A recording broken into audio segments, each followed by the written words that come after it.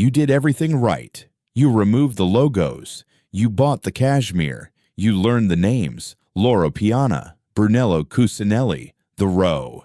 You rebuilt your wardrobe around restraint, around understatement, around the one aesthetic that, according to every article published in the last 2 years, is what the truly wealthy actually wear. And you still don't look like old money. Not even close. Here is what nobody in the content ecosystem will tell you, because it would make you stop buying things. Quiet luxury is a product. It is a marketing category invented to monetize your desire to look like you don't care about money. It is not old money. It is not even adjacent to old money. It is, in its structure, its psychology, and its social function, the opposite of old money. This video is about why, and it will require us to go considerably deeper than aesthetics. Let's establish the structural difference before we go into psychology. Quiet luxury is a trend. Old money is a behavior. A trend is born in a marketing department and dies in a clearance sale. A behavior is inherited across generations and becomes invisible through repetition. The fact that we are discussing them in the same breath, the fact that the algorithm groups them into the same aesthetic category, is itself a victory for the brands who profit from your confusion. In sociology, this falls under the category of status signaling, the mechanism by which every human group communicates hierarchy through visible behavior. Thorstein Veblen documented the first layer of this in 1899. Conspicuous consumption, the performance of wealth through visible, legible expenditure. The logo, the watch, the car. What Veblen didn't fully map was the inversion of this system, what we might call conspicuous non-consumption, the deliberate erasure of all signals, not because you have nothing to prove, but because your family proved it before you were born.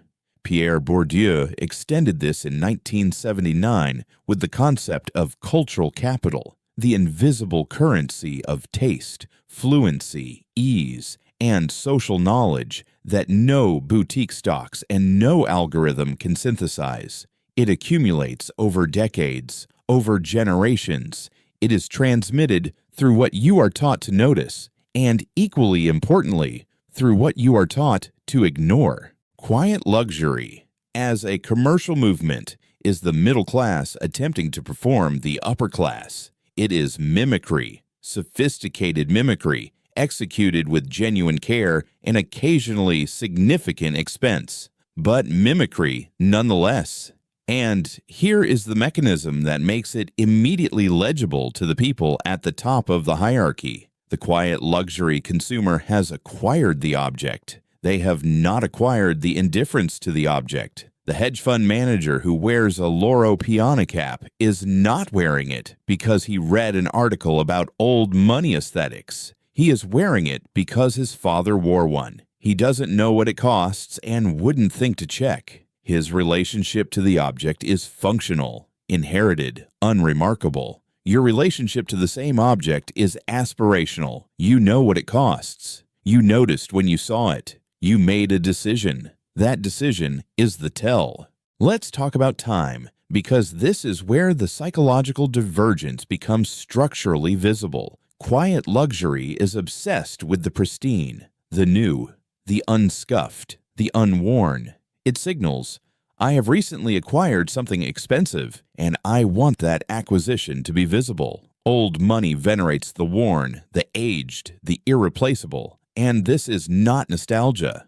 It is not aesthetics. It is a completely different relationship with time itself. When you see a Tudor estate with cracked leather armchairs, faded rugs, and paintings yellowed by 3 centuries of fireplace smoke, and the family has done nothing to fix any of it, you are not looking at neglect. You are looking at a communication. The communication is this: we have been here long enough that nothing needs to prove itself. Think about what repair implies. Repair is an act of anxiety about impermanence. It says, this thing matters enough that I need it to continue. I am not certain it will continue without my intervention. Old money doesn't repair the cracked chair because the cracked chair is not the asset. The estate is the asset. The family is the asset. The chair breaking is a non-event on the timescale they operate on, which is measured not in seasons, not in years, but in generations. Quiet luxury operates in present tense. It needs to appear right now, in this photograph, in this moment, at this level. That is a temporal anxiety that old money has structurally evolved past. New things signal insecurity about time. Old things signal mastery of it. There is a concept in Japanese aesthetics called wabi-sabi, the beauty of imperfection, the dignity of age, the understanding that incompleteness is not a failure, but a truth. The Japanese arrived at this through centuries of philosophical development. Old money families in England and France arrived at a functionally identical position through a completely different mechanism. They simply stopped needing to impress anyone. Different paths. Identical psychological destination. When you no longer need to prove your worth, the pressure to maintain appearances dissolves. What remains is function, comfort, and the accumulation of real history in physical objects. That accumulation, that layering of actual events onto actual things, is what creates provenance. And provenance is the one thing quiet luxury cannot manufacture. Here is the central mechanism that drives the entire system. Every time an aesthetic language is adopted by a lower tier of the hierarchy, the tier above abandons it, not gradually, completely. The history of luxury is the history of a permanent retreat from visibility. In the 1980s, logos were the signal of new money. Old money wore them occasionally without ceremony and watched. By the time the working class could access knockoffs, old money had moved on. In the 1990s, the understated blazer. In the 2000s, the clean sneaker. In the 2020s, the logoless cashmere. By the time the middle class had fully adopted quiet luxury as a philosophy and a wardrobe strategy, old money had already left the building. This is not a conspiracy. It's a natural property of any signaling system. The moment a signal becomes universally readable, it loses its function as a differentiator. The middle class uses quiet luxury to look rich. The truly wealthy use it to disappear. Not the tailor, the specific tailor, not the vineyard. The specific vineyard that doesn't export and doesn't have a website, not the furniture maker. The furniture maker whose waiting list operates entirely through personal reference and who has never been featured in a magazine. These nodes exist at every level of old money life. They are the infrastructure of a parallel economy. One that runs on social capital, not financial capital. You cannot buy into it.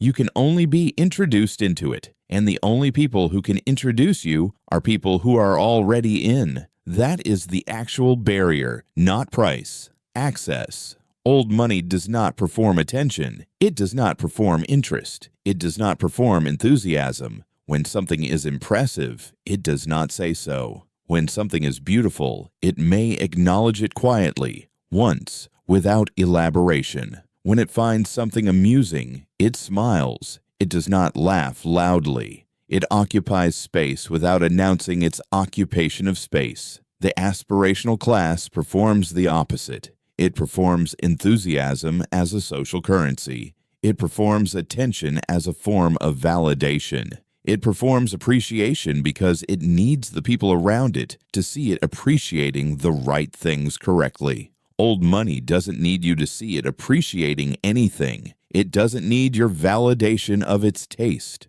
The performance is unnecessary because the internal security is already there, backed by generations of accumulated certainty. Restraint of reaction is not coldness. It is the ultimate signal of not needing the room's approval. What does old money actually pass down? The conventional answer is money, property, assets. But that is the smallest part of the inheritance. The first inheritance is the network. not a Rolodex, a web of obligations, histories, and mutual investments that functions as a parallel infrastructure to the public economy. Doors that are not listed as doors, rooms that don't appear on any map. These are not exclusive because they are expensive. They are exclusive because they require a chain of personal trust that takes decades to establish. The second inheritance is the code, the behavioral fluency, the knowledge of when to speak and when to stay silent, when to defer and when to not,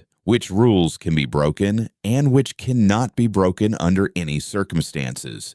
This code is taught implicitly. You absorb it. You cannot study it from the outside because from the outside it is invisible. The third inheritance is the one quiet luxury is attempting to approximate. The aesthetic default, the automatic orientation toward quality, permanence, and restraint, not as a philosophy, but as a reflex. A baseline so embedded that departure from it requires effort, not adherence to it. These objects have no market because they have no value outside the network that produced them. You cannot buy the meaning. You can only inherit it. And the meaning, the weight of these objects in a room, is immediately felt by anyone who understands what they are looking at, and completely invisible to anyone who doesn't. Old money homes are full of these objects, and to the untrained eye, they are indistinguishable from clutter, a tarnished silver cup with an engraving,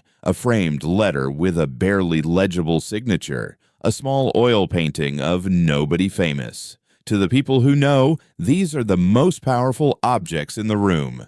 I want to be precise about what I am and am not saying here. I am not saying quiet luxury is a fraud perpetrated by cynical actors. I am saying it is the logical output of a system that requires your aspiration to function. The brands that sell logoless cashmere are not guiding you toward authenticity. They are building a new category of desire, the desire to appear as though you don't desire anything, and charging handsomely for it. The sophistication of this move is worth acknowledging.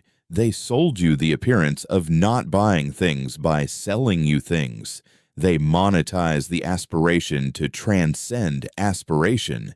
That is, objectively, the most elegant piece of commercial psychology in recent memory. And you walk directly into it. Most of us did, including, at different points, people who know better. Here is the structural truth that the entire quiet luxury conversation circles around without ever stating. Old money is not a style. It is a system of inherited capital, financial, social, cultural, that self-replicates across generations through mechanisms specifically designed to resist entry.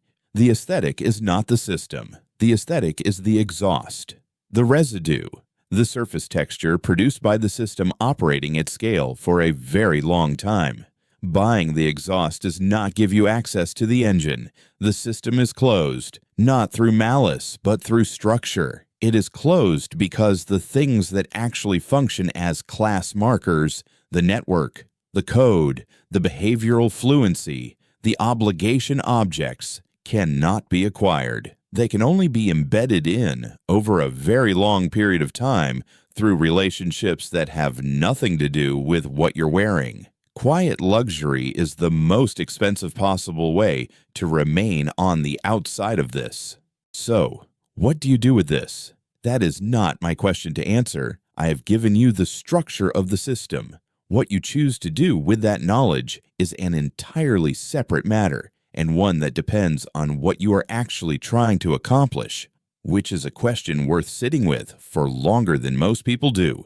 If you are buying quiet luxury because you enjoy it, because it genuinely reflects your taste, because it makes you feel good independent of any social function, then buy it. That is a legitimate use of a discretionary income. If you are buying it to communicate something, to be legible to a certain kind of person, to get closer to a tier of society you want to belong to, then you are operating on a misunderstanding of how that tier actually works. You are signaling to an audience that is not looking at you in a language they already stopped speaking 2 cycles ago, with objects they recognize as the entry-level version of something they didn't buy in the first place. That is worth knowing. The systems that govern social capital and class reproduction are operating at all times, in every room you enter, around every table you sit at. Most people move through them without ever examining the architecture. That examination is what this channel is for.